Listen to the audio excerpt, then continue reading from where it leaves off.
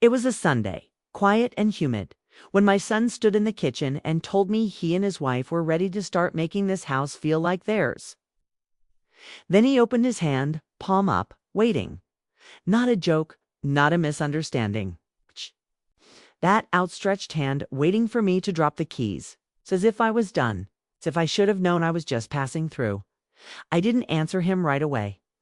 I just walked over to the sink, turned off the slow drip I hadn't noticed until then, and wiped my hands on the same towel I'd used for years. The blue one with the stitched lemons. It felt like a ceremony. I remember the dust particles, spinning in the afternoon light, and the sound of my own breathing growing louder in my ears. I didn't give him the keys that day. Not directly. I waited 3 days. Then I handed them to the realtor instead. I'm so glad you're here. Stay with me until the end and tell me in the comments where you're watching from. I love seeing how far this story travels. I was 24 when I first walked through that door. A new bride, still smelling of roses and supermarket shampoo, with a half-packed suitcase and hope tumbling out of me. My husband Robert had picked this house because of the porch swing and the wide kitchen.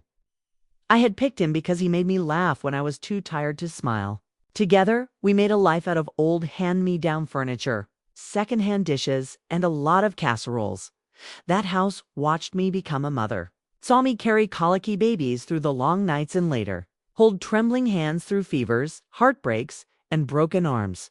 The walls heard bedtime stories and harsh words I wish I could take back.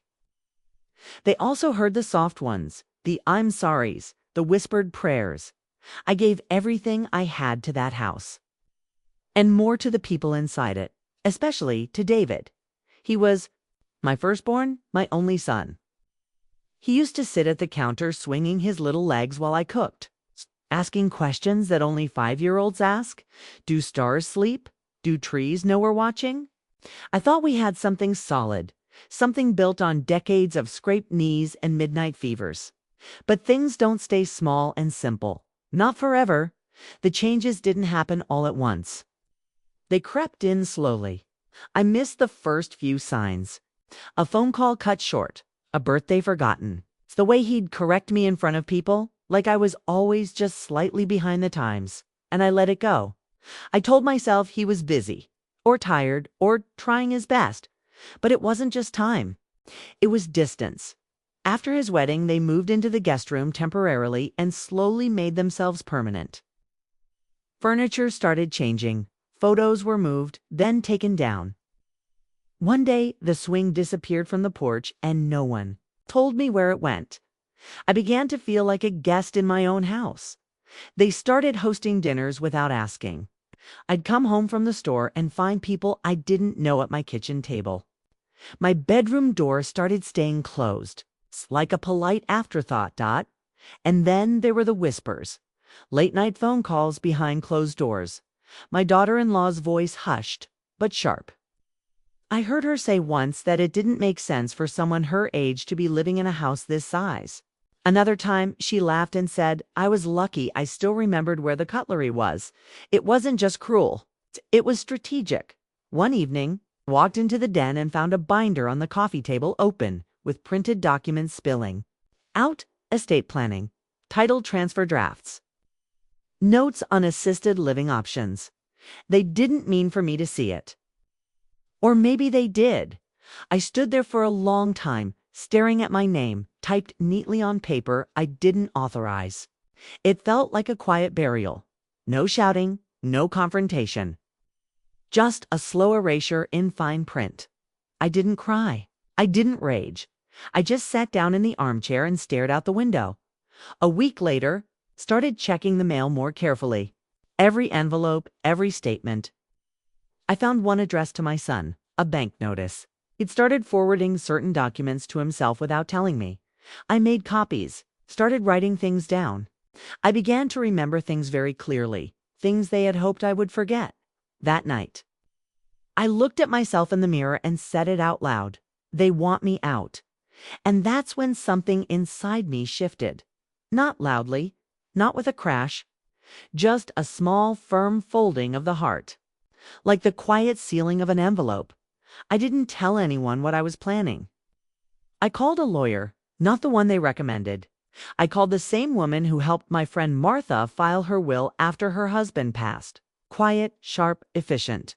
She came to my kitchen table where we spread out the deeds, the statements, the rights. I was still the owner. They hadn't counted on that part taking longer. That gave me just enough time.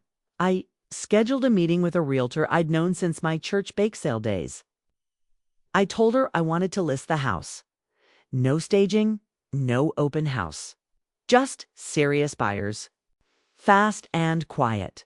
She nodded and said she'd handle it. When my son asked again for the keys after brunch this time, as if he was asking for the salt, I looked at him, smiled, and said I'd think about it. He laughed like I was being quaint. By the time the sale closed, I had already packed most of my things. Not much really, just the essentials. My blue towel. My photo albums, a mug from our honeymoon. Everything else could stay. On closing day, I waited until they were out, probably shopping for curtains. I left the keys on the counter, just like they wanted, but not for them. For the realtor, she texted me later to say they were confused. I didn't reply. I was already gone. The RV was small but perfect, cream-colored with a sunflower pattern curtain I stitched myself. I parked it at a quiet lakeside for the first few weeks, just listening to the water and watching ducks glide across the silver ripples. My phone rang once or twice. I let it. I wasn't angry. I was free. They hadn't expected that I could walk away, that the house, the symbol of control, of inheritance, of their imagined future, was never theirs to begin with. It had always been mine, and now it was no longer anyone's.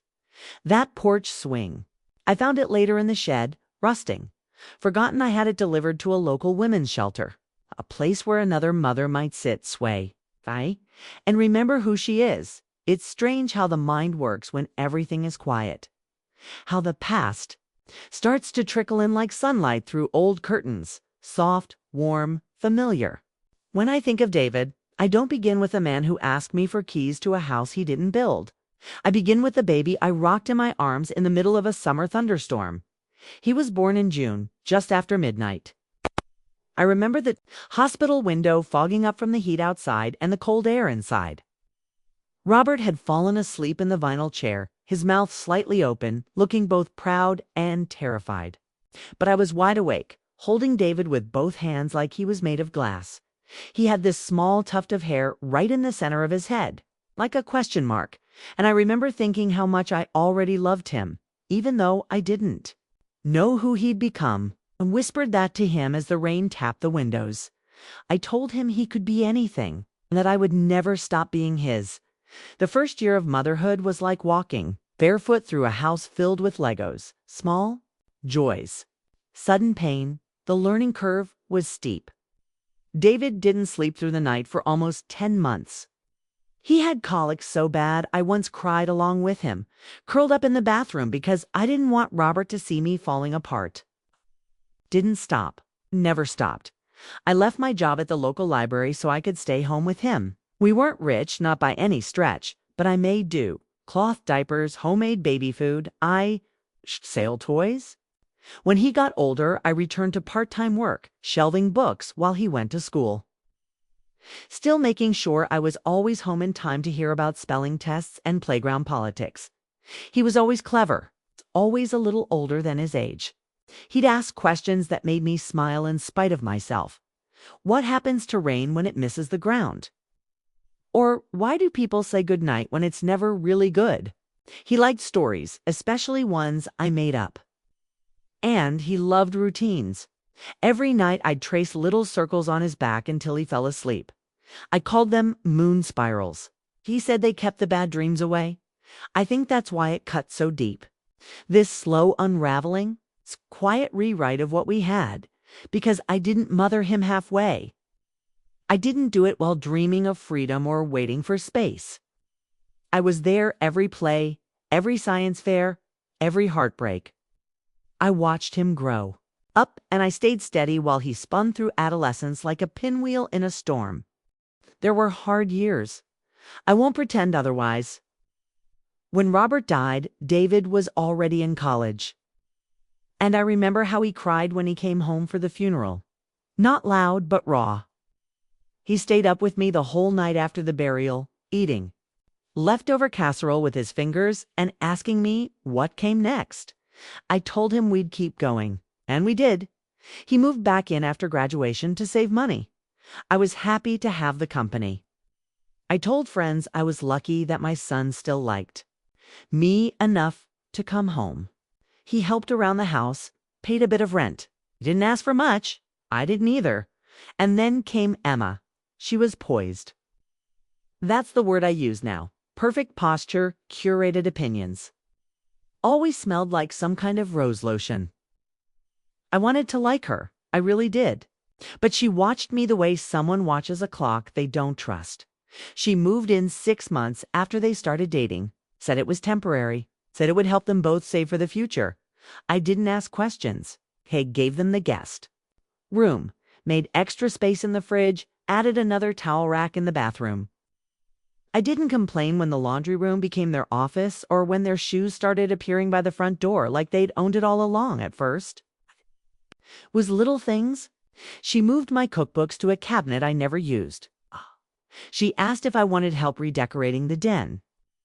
One afternoon, I caught her counting the plates in the china cabinet, as if tallying what might stay and what might go. I told myself it was just adjustment. Growing pains? She was young. Maybe I was being too sensitive, but soon my decisions started needing approval. David would ask if I was sure I needed to order new curtains. After all, Emma had a better eye for that. When I painted the porch railing without telling them, she sighed and said it ruined the aesthetic she was working toward. As if the house had already become her palette. I started walking around my own home like a guest, listening for their moods before turning on the kettle. Staying quiet in the evenings when they had friends over. I made myself small and it was invisible even to me, till I looked back later and saw how much space I'd given up without a word. I kept thinking they'd remember that some part of David, the part that used to press his forehead too, mine when he was afraid, would see what was happening and say, no, this isn't right. This isn't fair. But that never came, and I kept giving until they asked for the keys. That was the moment everything fell into sharp focus. Not the whispers, not the rearranged furniture, not even the missing porch swing. That outstretched hand, that assumption was what finally showed me I'd been written out of a story I had built with my bare hands. It wasn't about the house. Not really. It was about the quiet belief that I had stopped mattering, but I hadn't. I was still here, still breathing, still remembering everything, and something inside me, small but certain, told me it wasn't over yet. Not by a long shot. The slow part of erasure is the most dangerous. You don't notice it at first. Not when it's dressed in politeness. Not when it smiles at you from across your own table. It started with the calendar. For as long as I can remember, I kept one on the fridge. Big blocks, blue ink for appointments, red for family events. Birthdays, dentist checkups, the day Robert proposed, even silly things. Like when the robins came back or when the azaleas bloomed. That calendar was a map of our life. The quiet history of a household. One morning I came into the kitchen and found it gone. In its place was a sleek silver magnetic board with a weekly meal plan. Quinoa bowls, kale salad, bone broth. A sharp little marker clipped to the side as if that could replace 30 years of inked-in memories. I asked where the old calendar went. Emma said she'd put it in the drawer because it looked cluttered. Said she was trying to streamline the space. That word stuck with me. Streamline. It meant cutting the fat, trimming the excess. Making room by getting rid of what no longer served a purpose. I looked at my own hands that morning, remembering the blue smudge that used to stain my thumb after writing something down. I didn't say anything. I just opened the drawer and found the calendar crumpled beneath takeout menus and expired coupons. I smoothed it out with my palms and hung it inside my bedroom closet, like an artifact no one else needed to see. Then there was the photo, the one of David in his cap and gown. Me standing beside him in a navy dress that didn't quite zip all. The way that photo had lived on the mantle for years. Robert took it the day David graduated from high school. He had his arm around me and his mouth wide open in a laugh. I remember how his cheeks hurt from smiling. I remember because mine did too. I noticed its absence one afternoon while dusting. The space on the mantel looked emptier, like something had been rearranged with careful precision. In its place sat a new frame, a professional shot of David and Emma in black and white, gazing out at something I couldn't see. When I asked about the old picture, Emma said she was rotating some of the decor for a more modern feel. She smiled when she said it, as if we were just two women with different tastes. I nodded. But later I found the photo in a box in the garage, face down beneath a pair of winter boots. That was when I started noticing the echoes. The way they'd speak to each other in quiet tones when I walked into a room. How they'd glance at each other after I answered a question, as if confirming something between them. How Emma had taken to gently touching my arm when offering help. Like I was fragile, breakable, already halfway to needing supervision. David followed suit. He began repeating things back to me slowly, as if testing for comprehension. He would pause after my answers, looking for gaps. Sometimes he'd ask if I was tired, if I needed to lie down.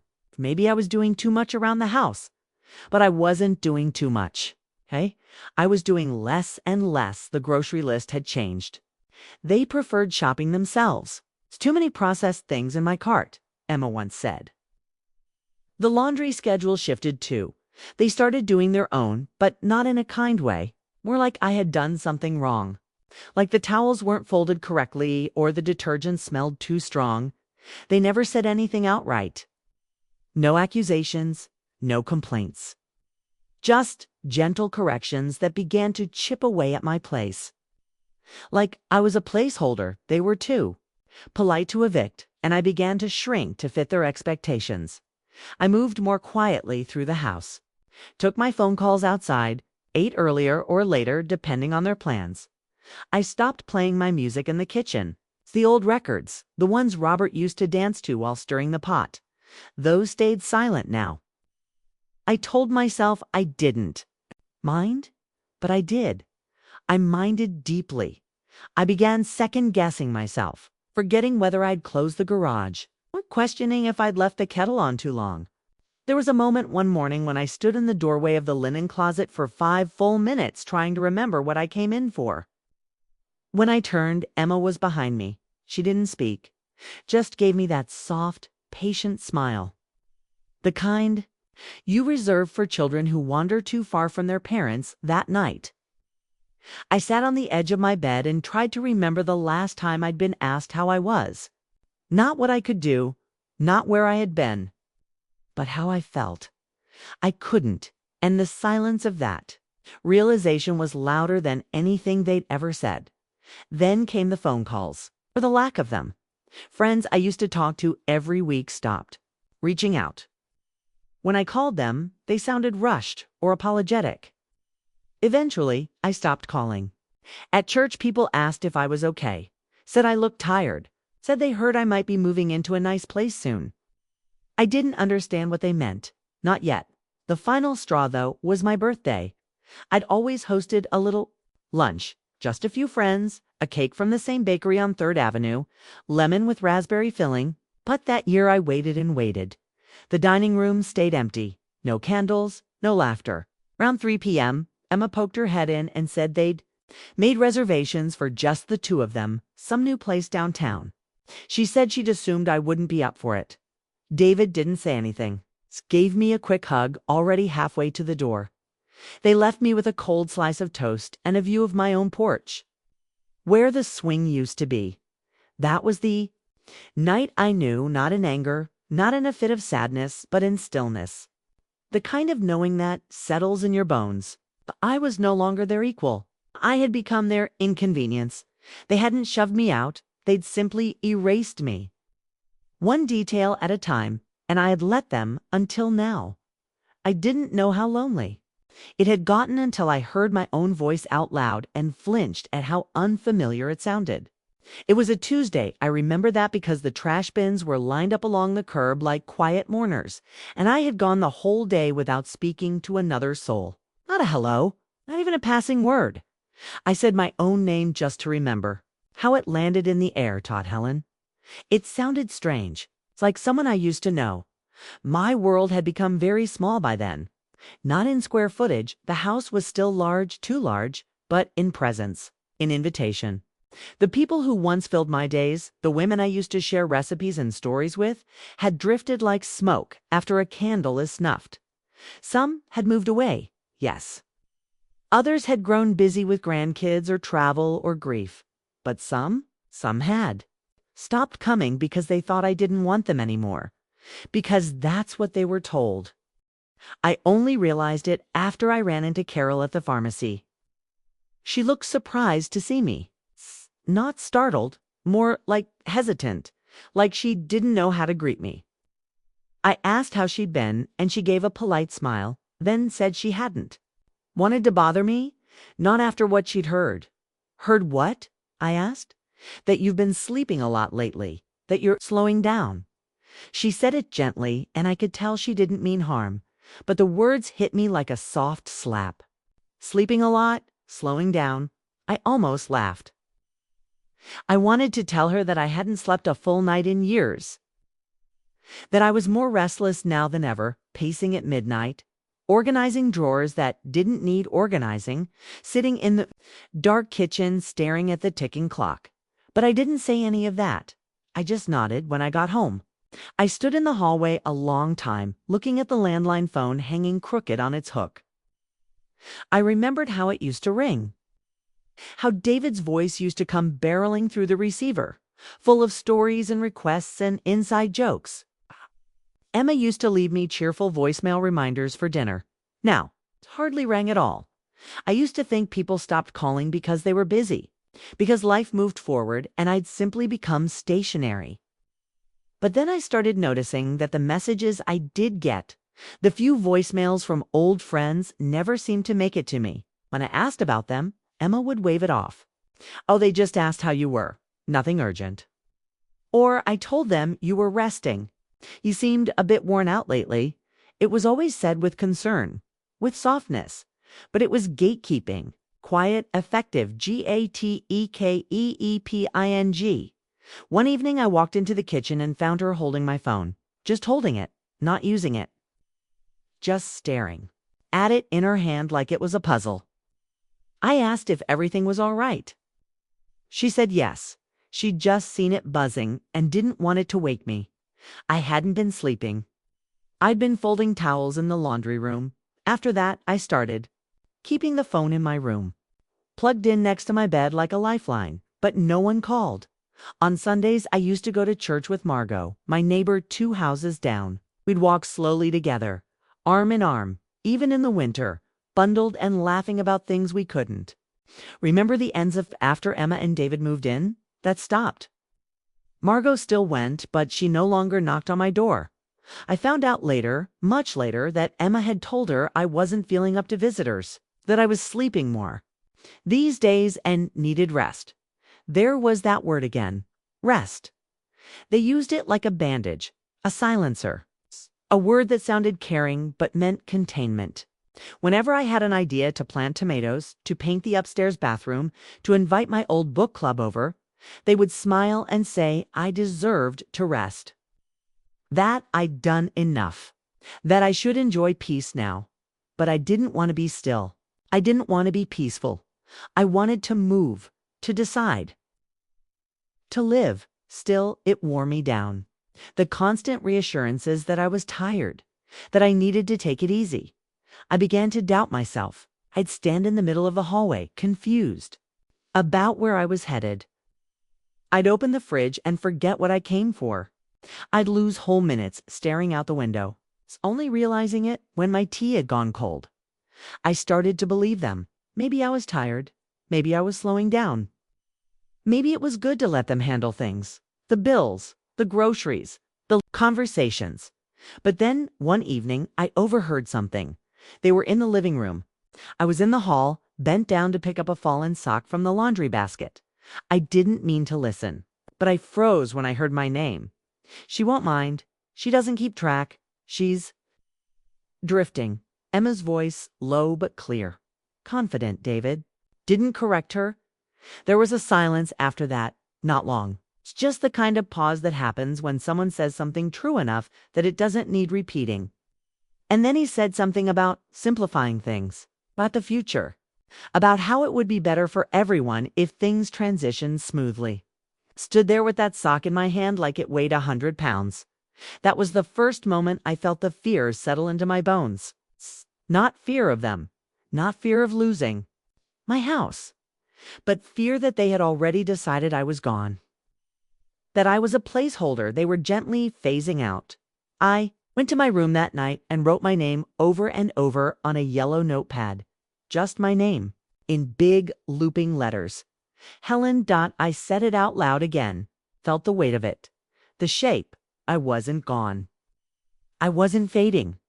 They were trying to convince me I was. But I wasn't going to let them. Not anymore. It was an envelope that did it. Not shouting, not confrontation, not some dramatic fight in the kitchen. Just a plain white envelope, thin and slightly curled, tucked between a stack of mail they hadn't meant for me to see. It was the way it sat, just barely hidden under a catalog. From a garden supply store I hadn't ordered from in years. That's what caught my eye. It's that feeling when something is deliberately buried but not deep enough. It's like a child hiding a secret beneath a blanket. Forgetting that shape gives it away. I had come home from my walk. That short loop around the block that had become my ritual. Not exercise, just motion. Just proof of breath. I liked watching the neighborhood change through the seasons. The way the maple near the mailbox burned red by late October.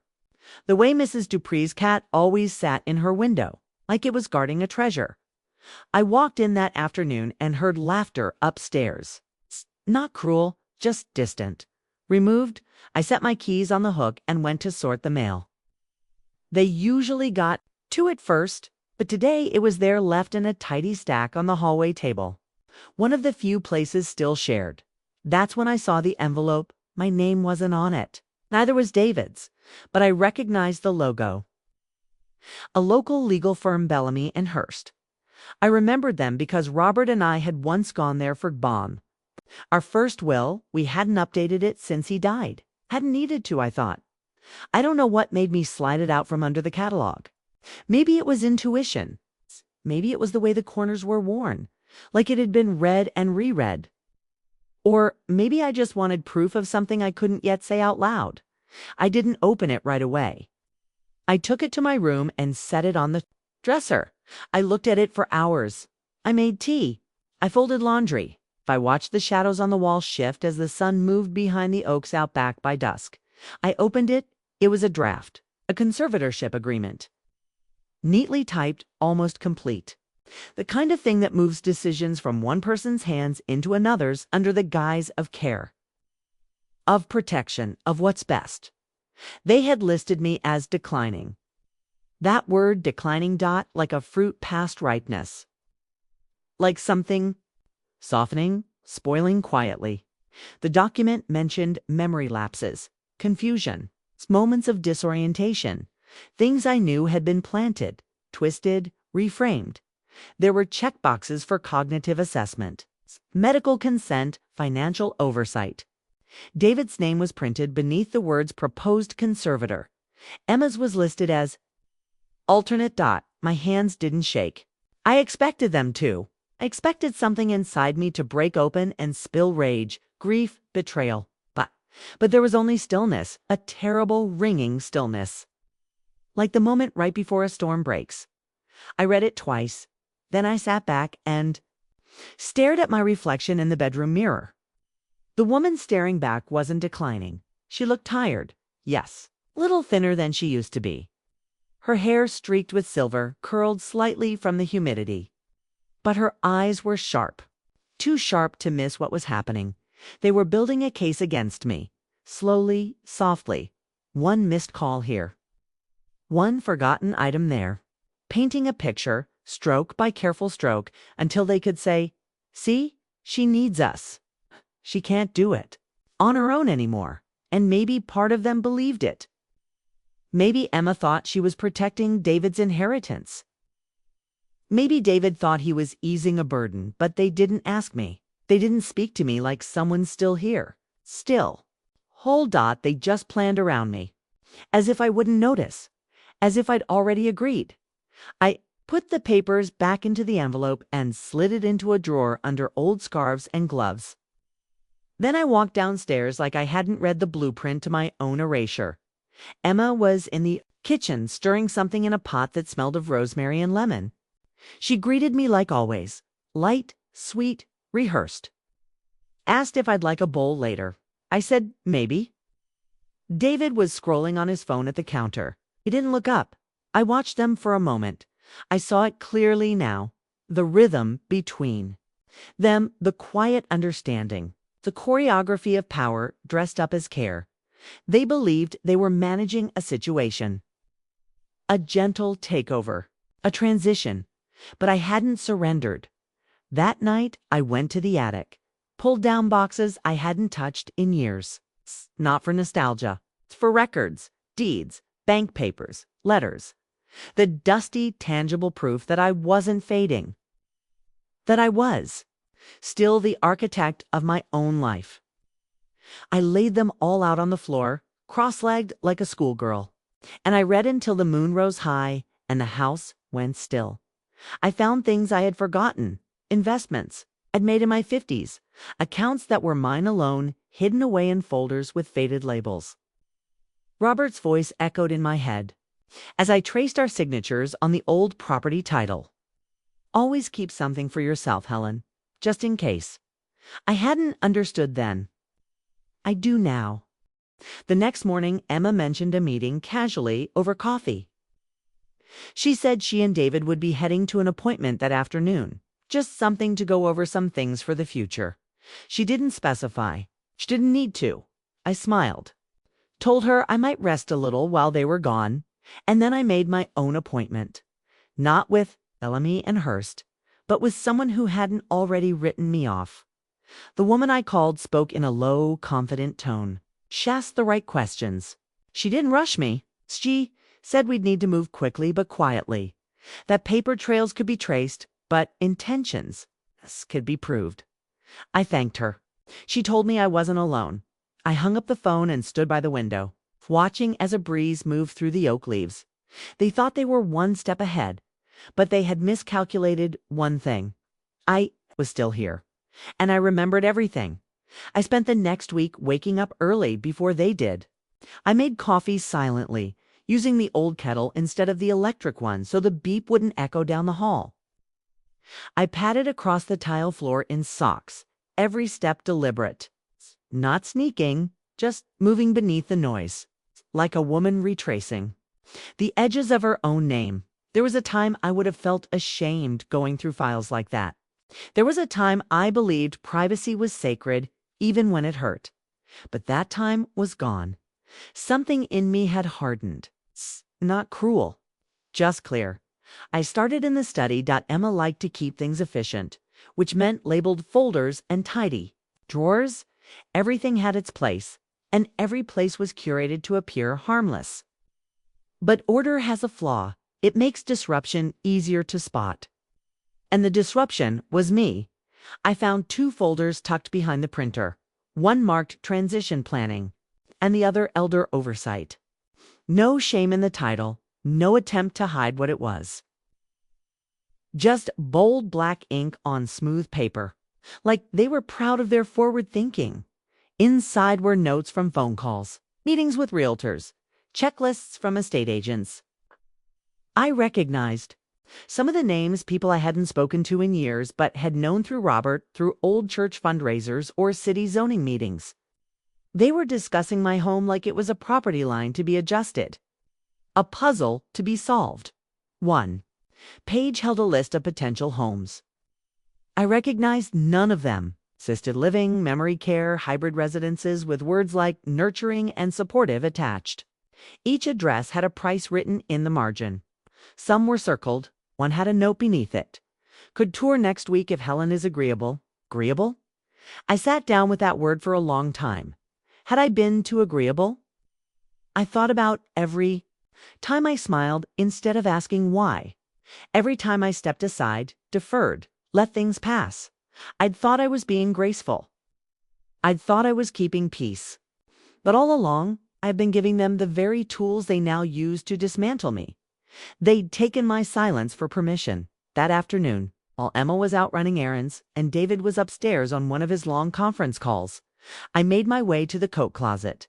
At the very back, behind a stack of shoe boxes and an umbrella that hadn't opened in years, was the lockbox, Robert's lockbox. I hadn't opened it since before he died. It had been his way of tucking the important pieces of life into something solid, something heavy. Inside was the house deed, notarized in 1986. Our signatures side by side, fresh with middle-aged certainty. There were insurance documents, savings bonds, even a small sealed envelope with his handwriting on it. Helen, for later. I didn't open that one yet. I wasn't ready, but I found something else. Something I hadn't thought about in years. The power of attorney papers we had updated when he got sick. They named me sole decision maker. Not David, not anyone else. There were no expiration dates, no clauses, just plain binding language. And it was still valid. I copied everything. Every page. I took pictures with my old phone, the one I kept hidden in a shoebox under my bed. The phone Emma didn't know about. I charged it in secret, just long enough to keep it alive. I made a spreadsheet of everything they'd tried to move without my knowledge, cross-referenced it with the bank statements I requested quietly through my attorney. And what I saw made? My stomach not dot, a slow siphoning, small transfers, new accounts opened with joint authorization, but I hadn't signed anything. Monthly payments to a firm I'd never heard of, one that specialized in elder navigation. Purchases through the joint credit card we never used before. Home furnishings I hadn't approved. A deposit on one of those potential homes. Weren't planning to ask. They were planning to inform. One night, overheard them again. They thought I was asleep. Lights off, doors closed. But I'd left my window cracked open and sat in the dark with a blanket pulled up to my chin. Their voices filtered in from the porch below. Emma was frustrated.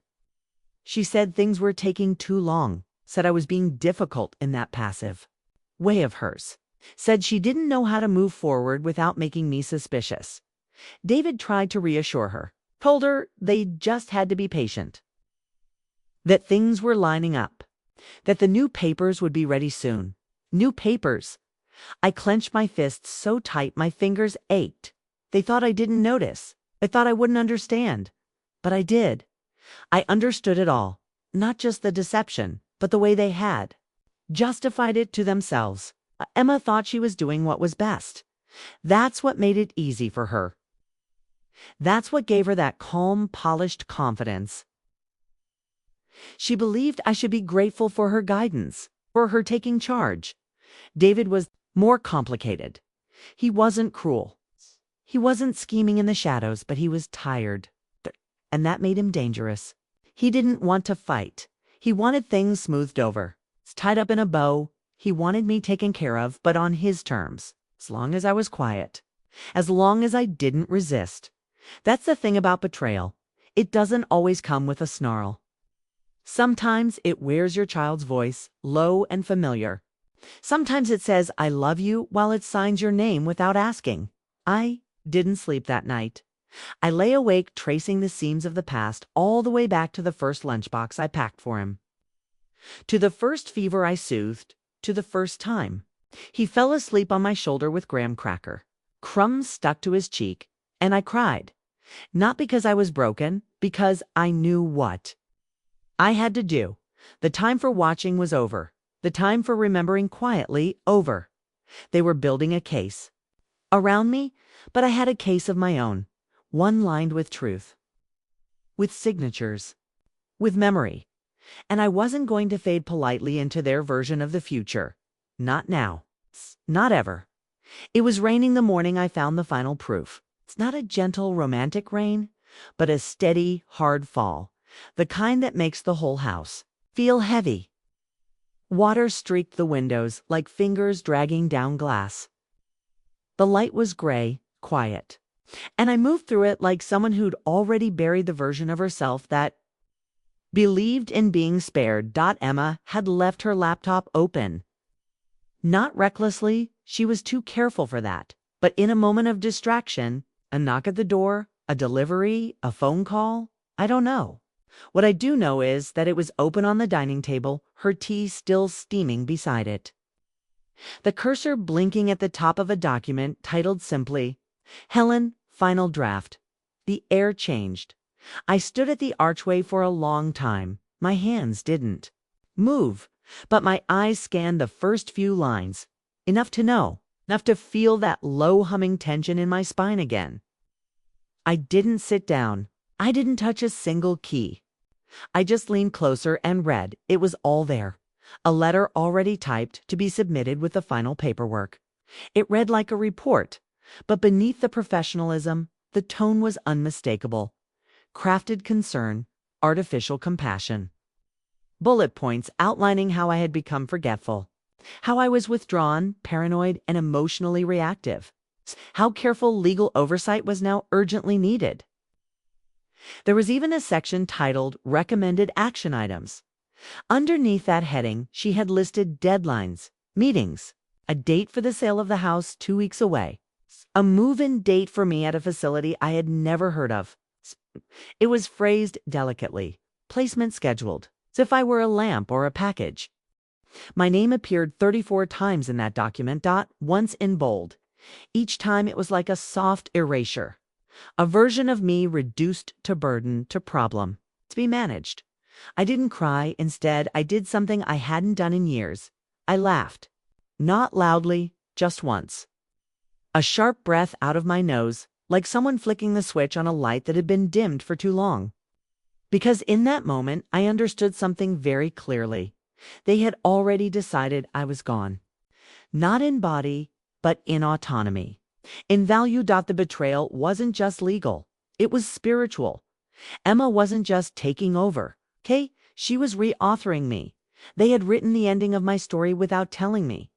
A quiet vanishing, my home, my voice, my rights wrapped in sweetened language and filed under love. I backed away from the table, silent. I didn't close the screen. I didn't touch the mug. I didn't make a sound as I slipped down the hall into my room and closed the door with the softest click I've ever made. That evening, I sat in bed with the lockbox again.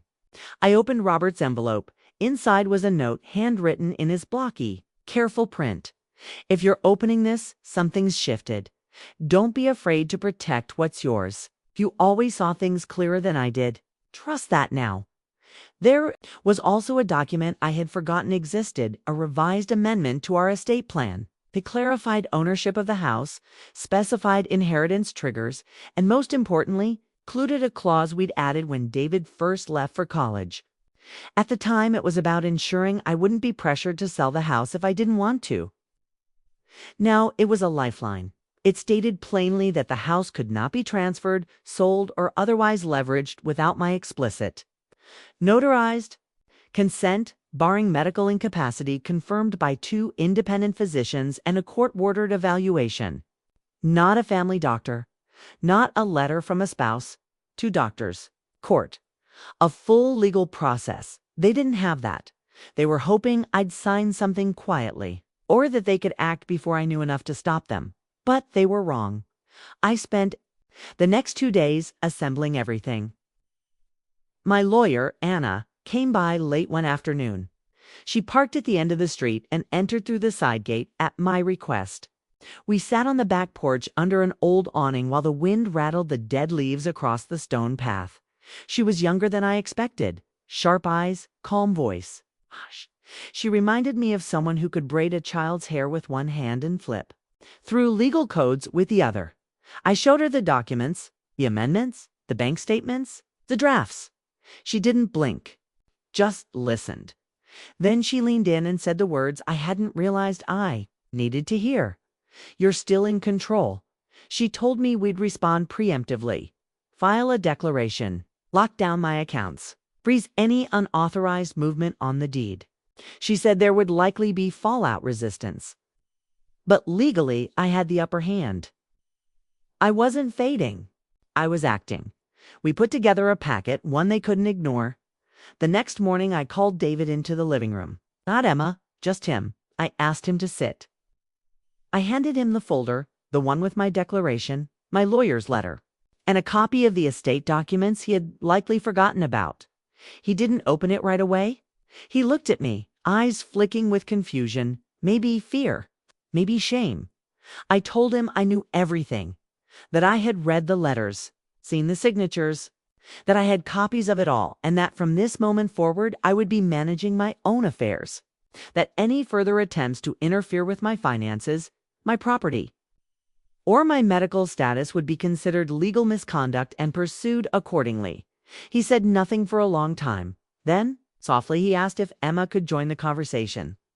I told him no, this wasn't about Emma. This was about the son I raised, the boy who used to leave notes in my lunchbox. The man who had let someone else speak for him so often had forgotten the sound of his own convictions. His mouth tightened. His hand clenched around the folder. But he didn't argue. He didn't yell. He just nodded once, small, mechanical. And I watched something flicker behind his eyes. Something collapsing. Or maybe waking up. He left the room with the folder in his hands. I sat down in the silence that followed and let it settle around me. It didn't feel like victory. It felt like truth, which, in the end, was even more powerful. They had tried to erase me, but I remembered the pen was still in my hand, and I had just rewritten the next chapter. That night, after the folder was handed over and the silence in the house became almost holy in its heaviness, I walked out to the porch and sat where the swing used to be. Just a patch of wooden planks now, scuffed and slightly faded in a way I hadn't noticed until then. I rested my hands on my knees and listened to the night breathe. The wind in the trees, the low hum of faraway cars, the creak of the floor. Beneath me, settling into its age, I thought I would cry. I thought the weight of it, the betrayal, the quiet war I had been fighting with my own family would crush me. That I would curl into myself and fall apart like something left out in the rain too long, but I didn't. I just sat still and let the truth settle in my chest like stone. There's a particular kind of grief that comes when you realize you are no longer loved the way you thought you were. Not just unloved, that's too simple. It's when you realize the love had been replaced by a version of you that exists only in someone else's mind. Their softened, edited version of your needs. Their polished understanding of your limits. They say they love you, but it's not you anymore. It's a concept. It's a role. For months, maybe longer, I had been playing that role, letting myself be reduced. Called tired, called sweet, called forgetful. I had smiled through the narrowing. I had made room for their comfort at the expense of my own air. That night, I let that version of me die. And in the stillness that followed, I met myself again. I remembered the woman who tiled the upstairs bathroom floor herself, with aching knees and a bruised thumb, because we couldn't afford to hire help after Robert lost his job. I remembered the woman who once spoke up at a school board meeting about underfunded art programs and ended up leading a community fundraiser that kept them going for 3 more years. I remembered the girl who got her first library card at 7 and used it to borrow books with maps in the back. Because even then, she wanted to know how to find her way home. That version of me was never weak. She had only been waiting, beneath the grief, beneath the habit of stepping aside. Waiting for a reason to rise again, and that reason had come in. The form of betrayal. Funny, isn't it? That sometimes you need to be pushed all the way out of the frame to realize the painting was yours to begin with. In the days that followed, I moved differently. I spoke less, but more precisely. I looked Emma in the eye when I answered her questions. I no longer paused after my sentences, waiting for her approval. I didn't flinch when she sighed, or smiled in that way that curled at the edges. I had stopped performing for her, for David. It was more complicated. He grew quiet. He moved around the house like someone rearranging chairs in a burning building, trying to keep the shape of it while knowing something had already collapsed. I watched him try, saw him linger in the hallway, hover outside the kitchen. But he didn't speak. Not right away, and I didn't chase him, because now I understood something else.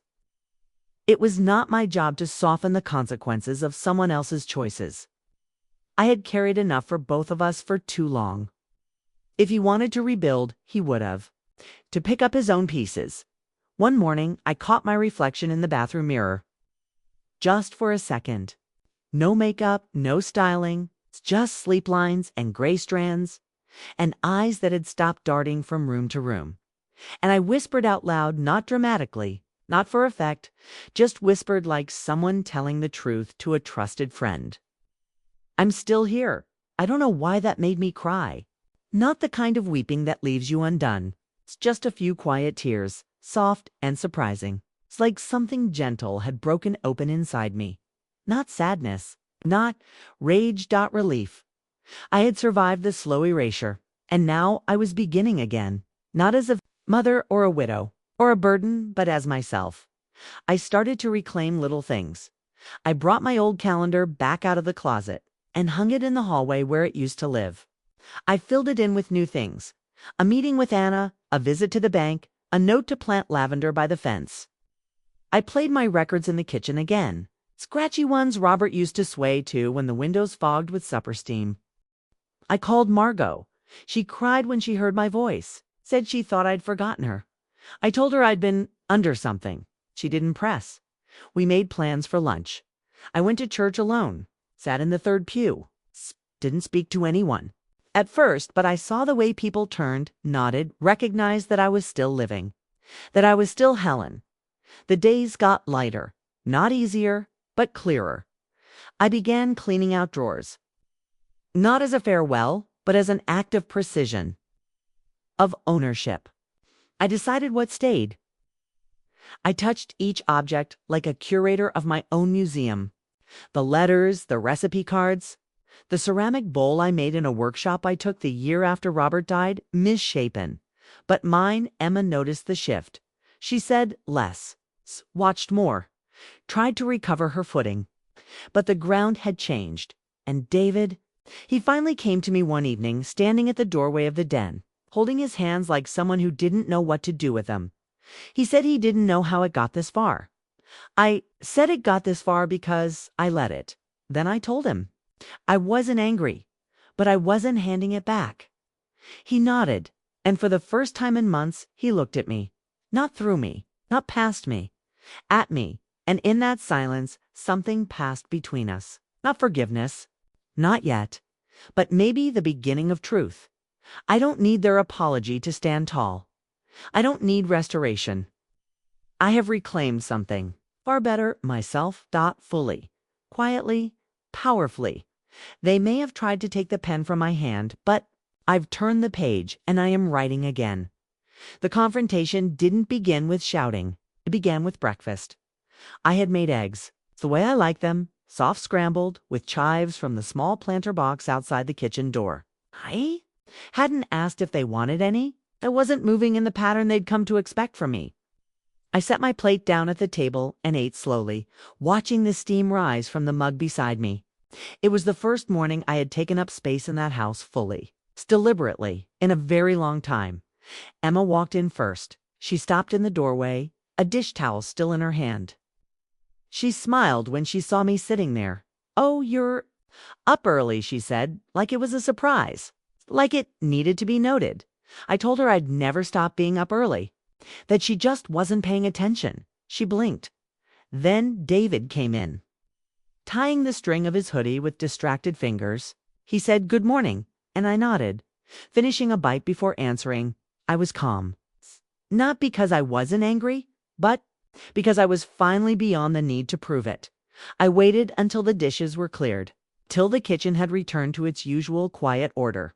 And then I asked if we could talk. They agreed, of course. With that hesitant civility people use when they think they're about to be asked for something. I almost smiled at that. They thought I wanted something from them. They still didn't understand that what I wanted, what I needed, was already mine. We sat in the living room, the same place where David once learned to walk, grasping the edge of the couch with jelly-sticky fingers. Where Robert used to read the Sunday paper with his feet propped on the ottoman. It's the same room they had tried to rearrange me out of. I looked at them carefully. I had rehearsed a dozen ways to start. I discarded all of them. What came out was simple. I know. Emma tilted her head. Know what? Everything. There was a pause. Not shock, more like calculation. Her mouth softened. Her tone dropped. She leaned forward. Helen, if this is about the lawyer thing, I think you misunderstood. I held up my hand. Just once. Calmly, no. I didn't misunderstand. I saw the draft, the letter. That's the paperwork, the notes, the deadlines, the deposits, the decisions made without me. Her mouth opened, then closed. David looked from her to me. His hands were clenched on his knees. He started to speak, but I continued before he could. You plan to move me out of this house? You made financial choices, with my name attached. You shared details with strangers about my health, my memory, that were not yours to share. Emma's voice came back, polished and low.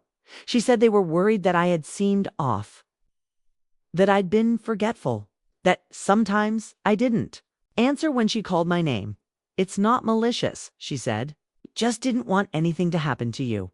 And there it was. It's a mask of concern. It's a soft dismissal, sweetened just enough to be called care.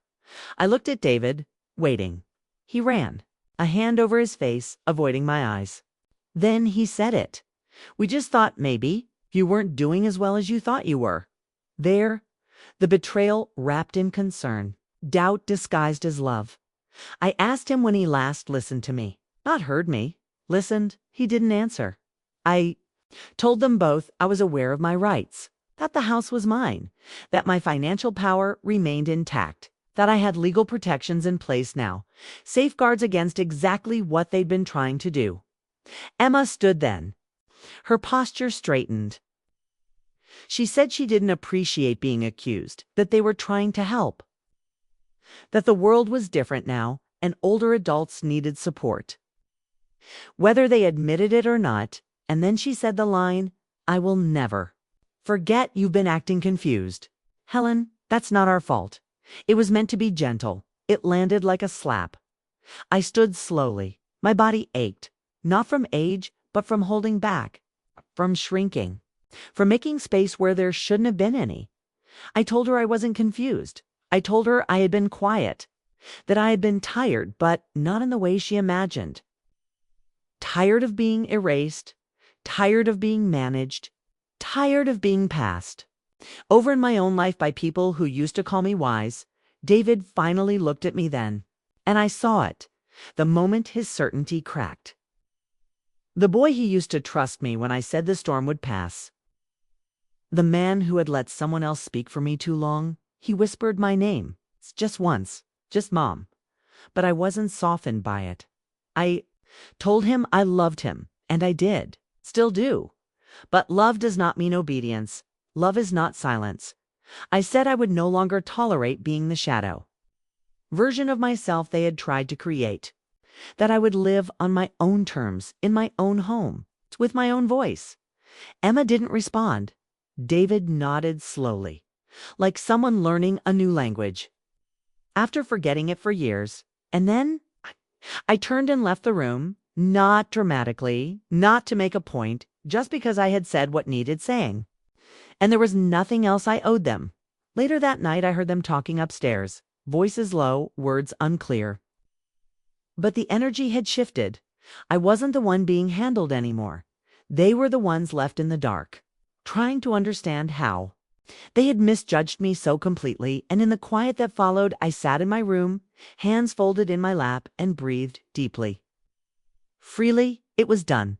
I had said it. I had named it. I had refused to disappear. The truth doesn't feel heavy once you've spoken it aloud. That's what I learned after that morning.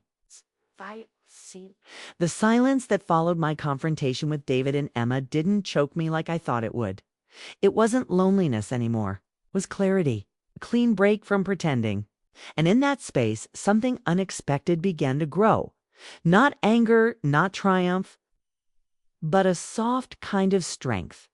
I began making calls, not out of fear, not to warn or defend, but to gather, to pull close what had drifted far, and to surround myself with people who still saw me as I am, not as I was being told I had become. Margot came first. I walked over one morning, past the picket fence that leaned like a tired shoulder, and the peonies we'd once planted side by side. Hadn't been. To her door in months, not since before Emma moved in.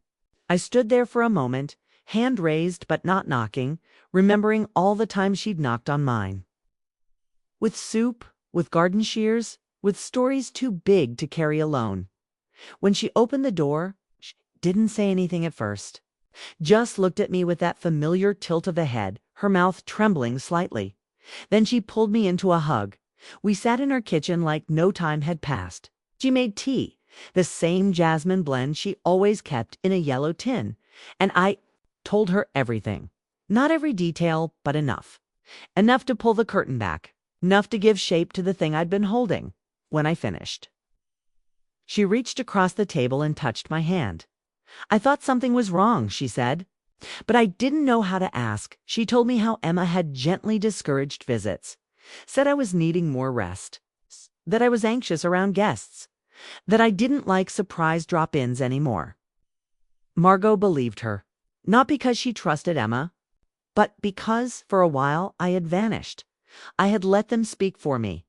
We both cried a little quietly into our tea. Then she stood and said, just like she used to when we organized the church raffle, "So, what's our next move?" It made me laugh. After Margot, I called Anna, my lawyer. We met again at her office this time, a converted craftsman-style house with stained glass windows and worn oak floors. She had already drafted the letters we needed. A cease and desist notice regarding any further financial activity under my name. A declaration of competency signed by a physician I chose. A formal reassertion of my sole ownership of the house and assets. She'd even contacted the assisted living facility Emma had paid a deposit to. Anna informed them the agreement was fraudulent, signed without the knowledge or consent of the person supposedly being moved in. I had to chuckle when she told me their legal department had responded within hours, eager to be left out of whatever mess they now realized they'd stepped into. But it wasn't just the legal pieces that mattered. Anna sat with me longer than she had to. She didn't treat me like a case. She asked about my garden, about my late husband, about the old radio show I'd once mentioned loving. She reminded me without saying it directly that I was still a person worth listening to. It made me feel visible again. Then I visited Doris. She was my hairdresser for years, retired now, lived across town in a tiny bungalow filled with bird feeders and crossword puzzles. I hadn't seen her in almost a year. When I called and asked if I could come by, she said yes before I finished the question. I told her to dot, and again there was no gasp, no pity, just that familiar, firm voice. "We'll fix this," she said. "You're not the first." That sentence landed heavy, not in a painful way, but in a sobering one. I wasn't the only woman who had been edged out of her own story. There were others, so many others. And somehow that made me feel less alone. We spent the afternoon putting together what she called my portfolio. Old photos, certificates, records, evidence of presence. Not because I needed to prove I existed, but because I needed to remind myself that I always had. That I had been here, planting, raising, tending, witnessing everything. When I left her house, she handed me a scarf. One I'd admired years ago. Said it didn't suit her anymore. It suited me just fine. Even Carol from church reached out. I hadn't expected that. She showed up on my porch with a tin of cranberry muffins and eyes full of apology. Said she'd heard what happened, that the news had gotten around, and that it made her sick to think she'd let herself believe I wanted distance. She asked if she could sit. I said, of course. We talked until the sun went down. I could feel my circle returning. Not just the people, but the shape of my life. The edges of it, once blurred by doubt and distance, were becoming solid again. Not all at once, but steadily. I even called Nancy, my old friend from the book club we'd started 20 years ago. We hadn't spoken since her move to Arizona, but I left her a message, and 2 days later, she called back. Said she was flying out next month just to see me, just to remind me I still had chapters left. The more I reached out, the more the isolation unraveled. Like a slow thread pulled from a sweater, undoing the knot they had wrapped me in. And with every conversation, every hand held, every eye met without pity, I felt something rise in me that I hadn't felt in years. Not defiance, but wholeness. They had tried to make me small, not with cruelty, but with certainty. With quiet control dressed up as kindness. With plans made in boardrooms of concern, but they hadn't counted on my history, on my voice, on my allies. I wasn't facing this alone anymore. I was surrounded now by memory, by friendship, by law, by truth. And I was ready, not for war, but for reclamation, for the return of my name to my own mouth, and the return of my life to my own hands. The meeting wasn't my idea, but I didn't stop it. David suggested it. He said we should all talk with Anna present to clear the air. Emma agreed quickly, too quickly. I could see it in the way she straightened her sleeves, the way her smile returned like a carefully reapplied coat of paint. They thought they still had a chance to reshape the story, to shift it back in their favor, with charm and concern and a few well-placed phrases, but I was no longer playing that game. We held the meeting in the dining room, not a courtroom, not a boardroom, just the table where birthdays had once been. Celebrated where homework had been spread out in messy piles, where Robert used to carve the turkey each Thanksgiving. The table was mine. The house was mine. For the first time in months, so was the story. Anna arrived first. Dressed simply, with her leather briefcase and that quiet, composed expression she always wore when she knew things were about to shift. She gave me a nod like we'd rehearsed this 100 times. We hadn't, but I had lived it 1,000. David and Emma arrived next, together, holding hands like co-defendants in a trial they thought would go their way. David looked tired. Could see it now, not just in the eyes, but in the posture. And the way he glanced at Emma when he thought I wasn't looking, it's as if waiting for her to lead. Emma, on the other hand, came polished. Lipstick just so. Papers tucked neatly into a folder labeled Health and Planning. She still believed she was the adult in the room. It's the one who knew best. Anna motioned for them to sit. I didn't speak first. Anna did. She began by laying out the documentation. Slowly, calmly. The valid estate documents. The power of attorney that still named me. The physician's letter confirming I was of sound mind and in full control of my faculties. The cease and desist notice. The copies of unauthorized financial transfers, flagged and documented. The evidence of attempted property transactions without consent. Emma's smile faltered for the first time. When she saw the bank statements, David's hands curled slightly around his chair. Anna continued. She was methodical, unshaken. She cited legal codes, spoke plainly, explained in no uncertain terms that I had taken all necessary legal steps to protect my property, finances, and autonomy, that any further attempts to override those protections would be considered criminal. Then she looked at me and I spoke. I spoke slowly, because I wanted every word to land. I told them that I had seen everything. That the draft letter, the planned move, the conversations they thought were hidden, all of it had been laid bare. I told them I knew they thought they were doing the right thing, or perhaps that they had convinced themselves of it along the way. But what they had done was not care. It was control.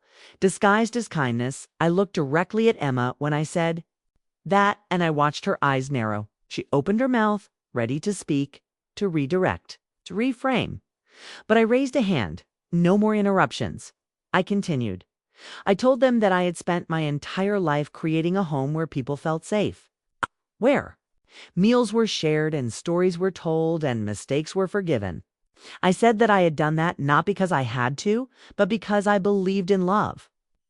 In showing up, and what they had done was show up only when they saw opportunity.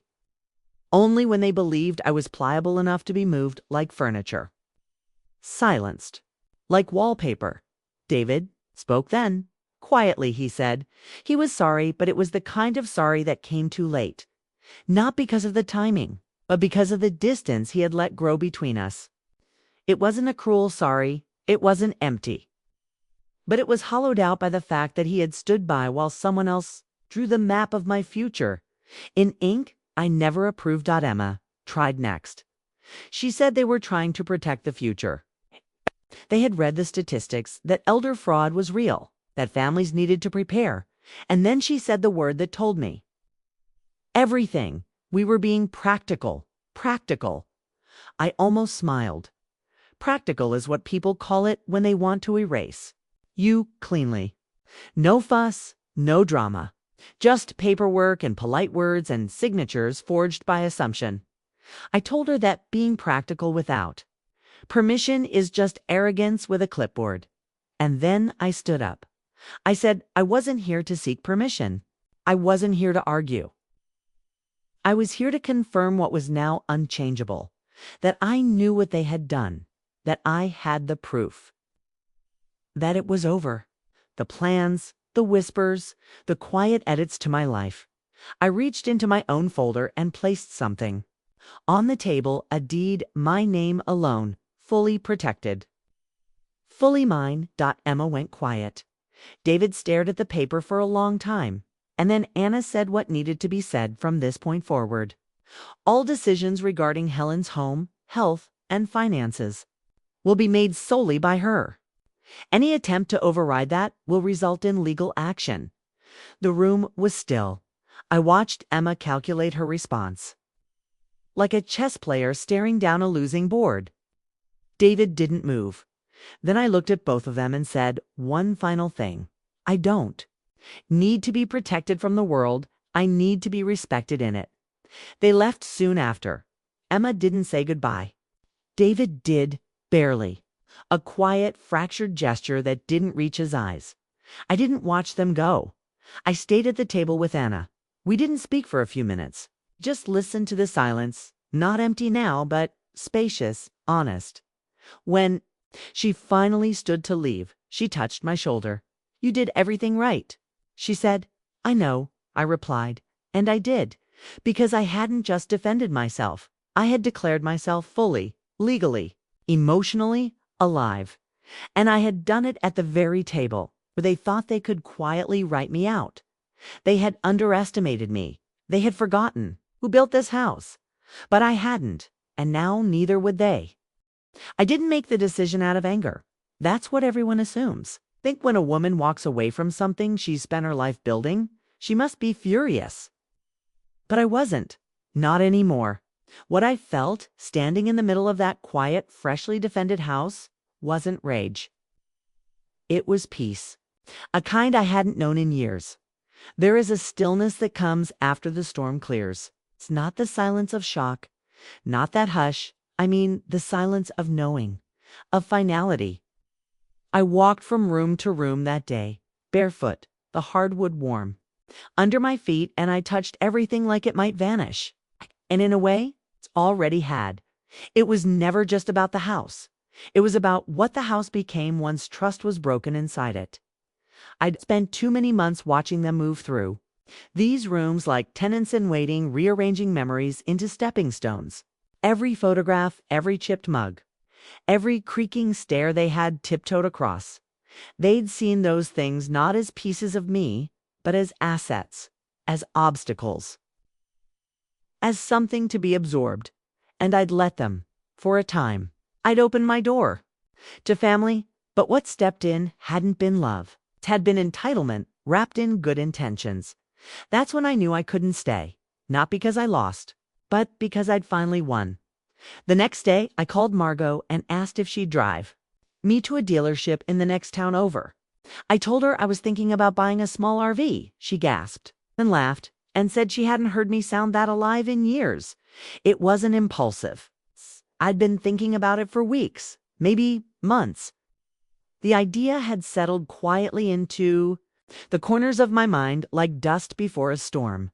A home on wheels, a place with no permanent expectations, just motion, just sky dotted the lot. I walked through rows of vehicles, running my hand along the cool metal and imagining where I could go. Mountains, lakes, cities that didn't know my name. I didn't want escape. I wanted expansion. I picked a small, clean one, pale cream with navy stripes.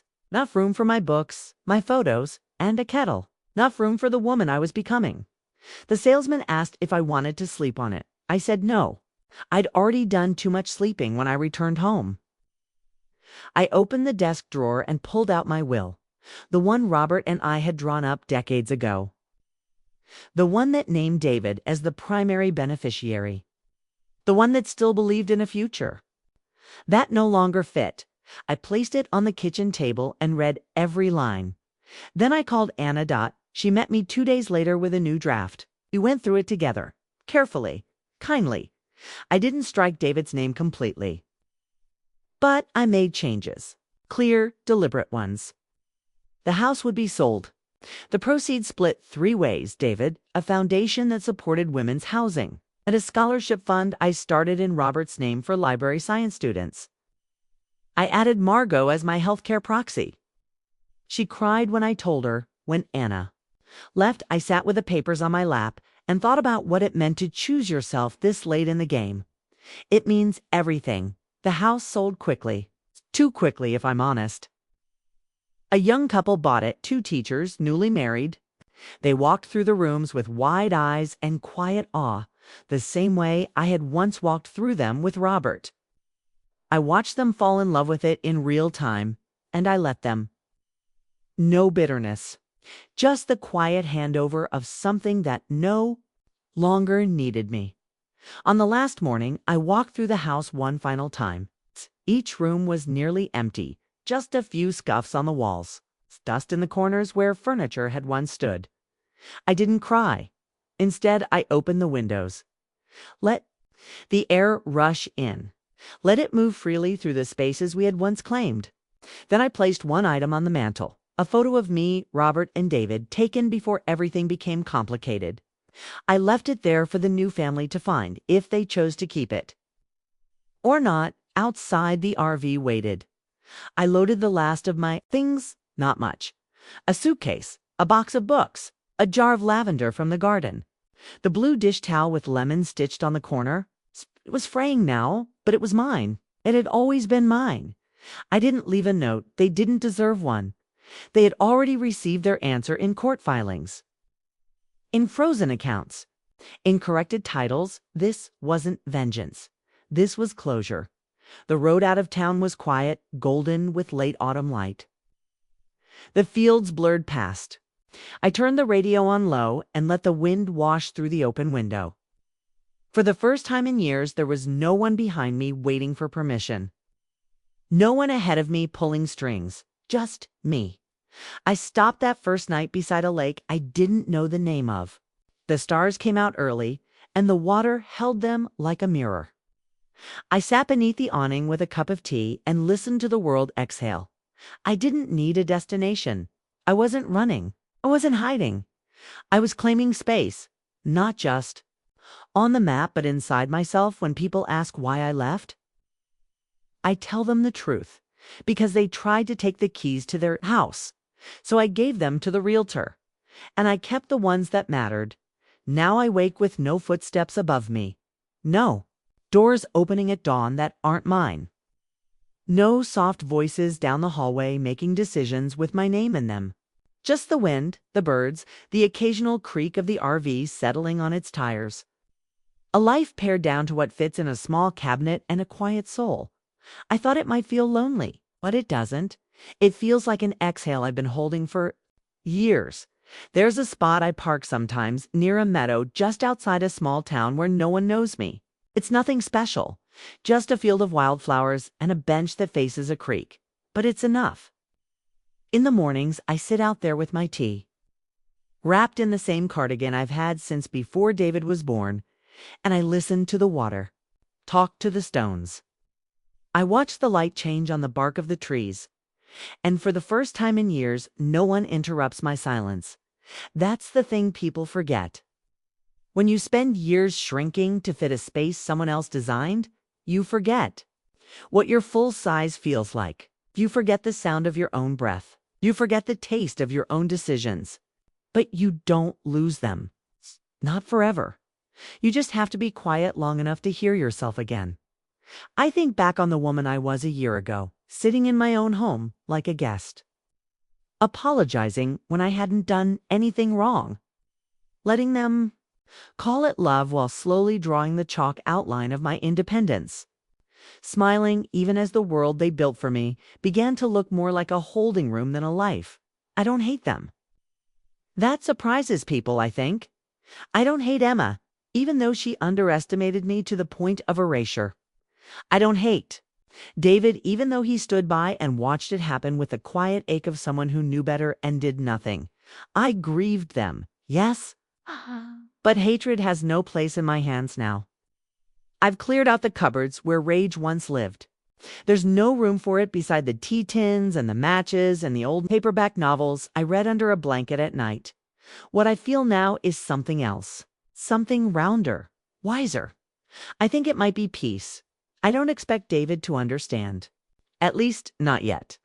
We've spoken once since I left. He called a few weeks after the house sold, said he'd heard from the attorney. His voice sounded tired, a little thinner than I remembered. He asked me if I was okay. I told him I was more than okay. He didn't know what to say to that. Not really. I think he expected grief, maybe even guilt. But I gave him the truth instead. I said I hoped he learned to listen before the silence grew too loud again. I said I loved him, because I do, but I don't owe him proximity for that love. There's a difference between forgiveness and return. I forgave him in my own way, but I don't need to walk back into the house he let me vanish inside. Emma didn't call. I didn't expect her to. I imagine she's crafting a version of the story that feels safer. One where I was confused or irrational or difficult. That's fine. Let her.